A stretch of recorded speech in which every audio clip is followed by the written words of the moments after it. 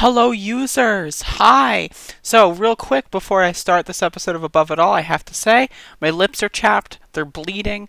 It is excruciating pain.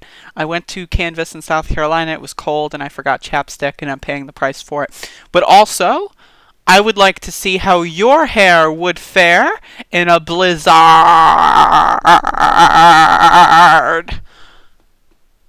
Amy Klobuchar dropped out. Okay, so this just happened. This is live.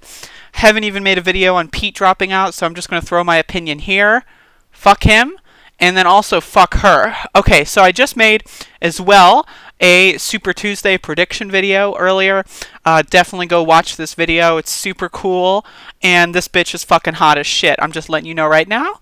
Bada boom. Just saying. Okay, so, this definitely shakes up Minnesota. This definitely shakes up Minnesota. This shakes up California. This is going to be super strange. This is going to be super interesting to see how this goes. So she's straight up endorsing Biden. Unlike Pete, I think Pete is not endorsing Biden right now because he has a political future that he's worrying about. That's my take. Maybe he'll endorse Biden today or tomorrow. Who knows? I don't know how this is going to work. This shakes things up. Who knows how many people will listen to Amy Klobuchar and actually go for Biden. It looks like the moderates are consolidating in a last-ditch effort to try to make a Super Tuesday not be a Bernie landslide. Here's the thing. A lot of people have already voted. There's a significant population here that have already voted for Super Tuesday. So this is not going to affect 100% of the electorate in these states. This is only going to affect maybe, I don't know, I don't know the numbers off the top of my head, but if I were to guess, 60%, and of that she had like less than 10%, in most of these states. This is also going to make Minnesota wide open at this point now. For people that are voting there, I mean, they might just follow lockstep with and vote for Joe Biden, but there's a lot of people there that probably, there's definitely people there that don't necessarily like Joe Biden, but just like Amy because she's the senator, and if they can't vote for her, they might still do it anyway. Like, there's a lot of people that'll probably just vote for her anyway. But it's definitely going to make Bernie have it's going to open up his lead in Minnesota. So I did not expect this. I expected her to drop out after Minnesota, just because that was the only state where she could pull off anything. But it looks like they're consolidating around Biden. This is going to make Bloomberg probably crumble, which is good news. And it looks like the race started off as Bernie versus Biden. That's how it started off. And it was kind of like Bloomberg hopping in. Kind of like, at that point, it was like everyone's at like 12% and Bernie's at like 30 or 50, 40. And it was like super, that was looking good.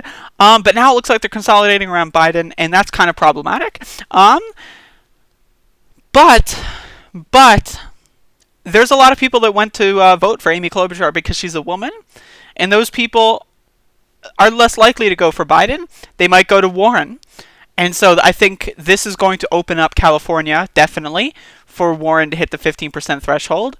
I think Warren is I fucking hate Elizabeth Warren. I really do. Oh my god. Amy Klobuchar was my favorite centrist candidate because she's really fucking funny. And it's just she's hilarious. We're gonna stop sexism by having a female president! Woo! As we all know, racism ended when Obama was president! Yay! There's no such thing as racism anymore! And woo! That was just super cringy, super stupid. But it's also, at the same time, it's hilarious how unself-aware she is. And she's just a goofball. She's just I think Amy Klobuchar should drop out of politics altogether and just become a stand-up comedian, because I think that would be fucking hilarious.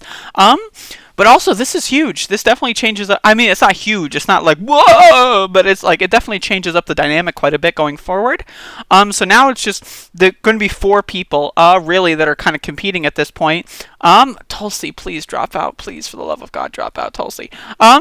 Bernard, Biden, Warren, and Bloomberg. Bloomberg said before he's going to stay into the race till the bitter end. I don't know what that means exactly. But it's going to be super interesting. This race is going to be super interesting. I did not expect them them being Pete and Amy. I did not expect both of them to drop out before Super Tuesday. So this is super interesting. I'm curious how this is going to play out.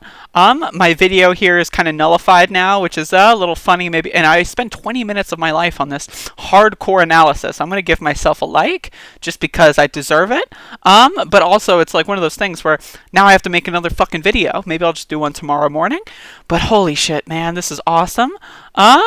It's awesome in the sense that they're dropping out, and it's definitely consolidating the field. And as we saw before, in head-to-head matchups, Bernie beats every single other candidate in head-to-head matchups. So this is going to be super interesting to see how this goes. It's definitely one of those things where a portion, like I think almost every candidate's second choice was Bernie. I think Amy's second choice was Warren.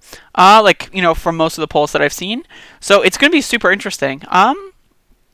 It's just going to be super interesting. I definitely need to look at it a little bit more before I actually give you a better analysis. But I'm just going to click on trending real quick and see what's up. God, she looks like Cruella de Vil. Oh, Jesus. I'd like to see how your hair would fare in a blizzard.